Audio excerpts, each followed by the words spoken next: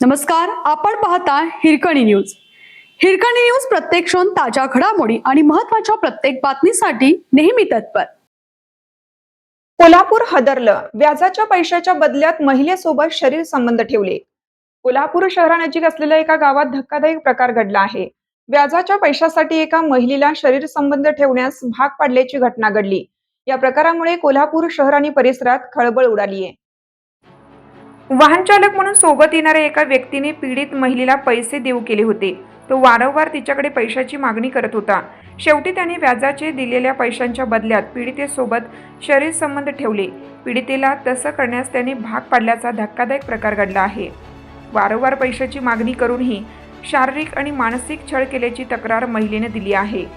आरोपींनी हॉटेलवर नेऊन नग्न अवस्थेत फोटो आणि व्हिडिओ काढून जबरदस्ती केल्याचं तक्रारीत म्हटलं आहे. त्यानंतर जाब विचारण्यासाठी गेलेल्या जावयालाही मारहाण केली. सदरली घटना कोल्हापूर शहराजवळच असलेल्या एका गावात घडली आहे. अमित सावंत नावाच्या संशयितावर कोल्हापूरच्या गांधीनगर पोलीस ठाण्यात गुन्हा नोंदवण्यात आलाय.